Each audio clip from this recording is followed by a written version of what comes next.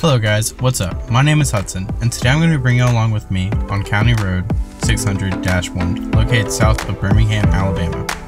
But first, coffee for me and gas for the truck.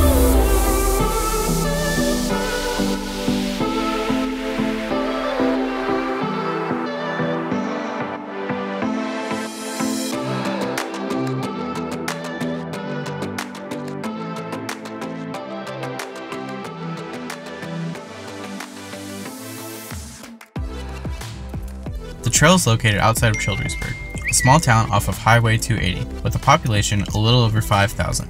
A fun fact, during World War II, DuPont produced ammunition and explosives. The plant also secretly produced heavy water to support the Manhattan Project.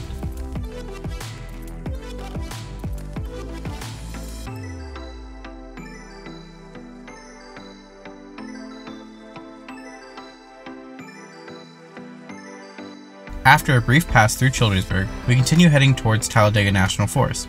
Talladega covers 392,567 acres and is at the southern edge of the Appalachian Mountains, so on this trail we should expect some hilltop views. I finally made it to the trailhead, which is just southeast of Childersburg. The trail starts at around 1,100 feet in elevation, and from the very start we begin to climb. The day was misty and pretty foggy. It rained a few days before, but so far the trail seemed to be in good shape with a few mud holes. I was driving two-wheel drive as the trail is maintained. The trail is used as a service road and passes through between Highway 148 and 77. Towards the middle of the trail, there are a few power lines that go towards Birmingham.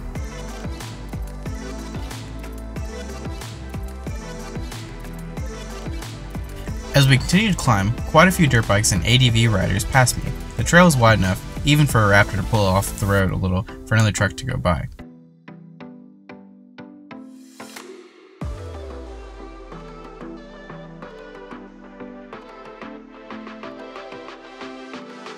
About 3 miles into the trail, there is a nice flat spot for camping.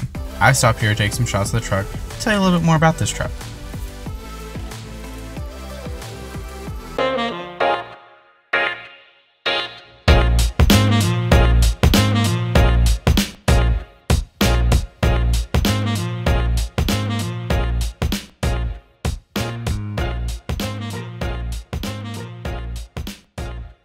The truck is a 2012 Ford Raptor. Up front, we have the Fox 2.5-inch coilover sitting at mid-perch to give the truck a couple inches of lift to clear the 35-inch BF Goodrich KO2s. In the bumper, we have two rigid pods with amber lens covers, and finally, the front of the truck. It's protected by an aluminum skid plate mounted to the RPG Trophy front bumper. I will say, this bumper is tough and definitely has taken a beating once or twice before. After stopping for about 20 minutes, I continued to ascend up Trail 600-1, as the fog was thickening. At this point, I was being cautious, and slowed to a crawl, just in case more dirt bikers rode by. The video doesn't do the fog justice. I was able to see about 2 or 3 truck links in front of me. The trail began to go downhill, and I will say, this seemed nice as the fog was letting up some, but with this, there were less rocks in the trail and more mud. I came across a pretty good stretch of trail with mud holes, but the truck was handling it just fine. I rolled into four-wheel drive and pushed right on through. However, at this point, my tires were caked with mud. I will always recommend these KO2s as a good all-around tire. On the street, they are quiet and have great road manners, and off-road, they are sticky on the rocks and planted in the dirt. It's when you get into the mud do these tires begin to struggle, but that's just the sacrifice you have to make when running an all-terrain tire.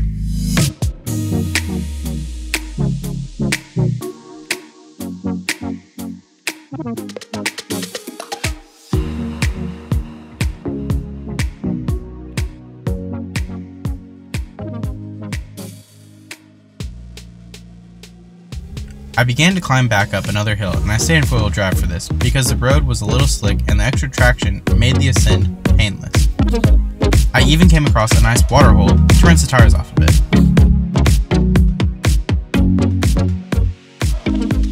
But then, I came across another stretch of mud. I got nervous as there were some pretty big ruts and I was alone, so if I got stuck, I was going to be waiting for someone to pass along the trail to help. I figured if they could make it up, I sure could make it down this.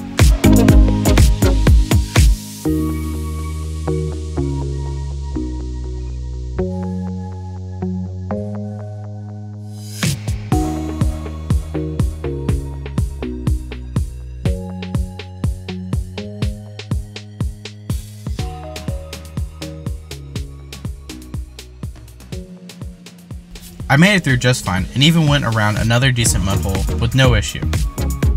At this point in time, I was traveling along at a good pace with no issues whatsoever. I was over halfway and bombing along the trail.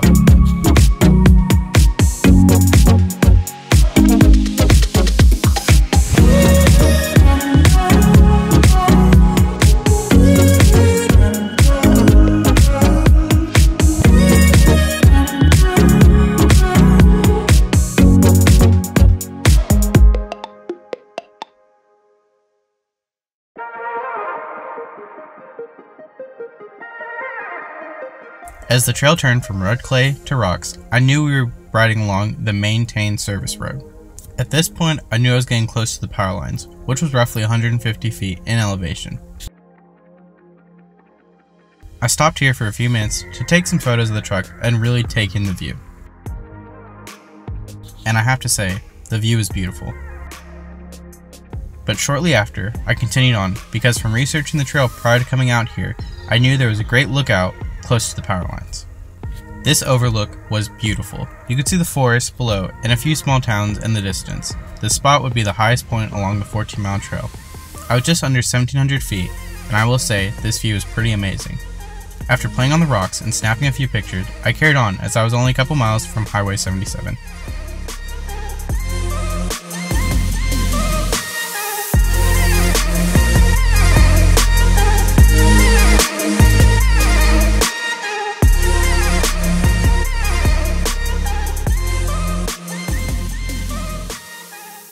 Getting closer and the road being pretty well maintained, I decided to have a little fun and began racing along the trail.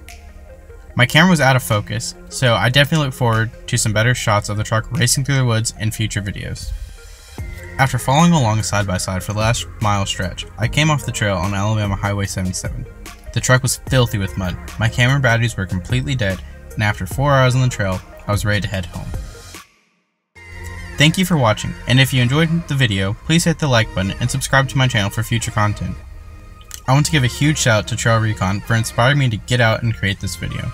One of his recent videos about filming his adventures sparked my drive to go out, explore, and create.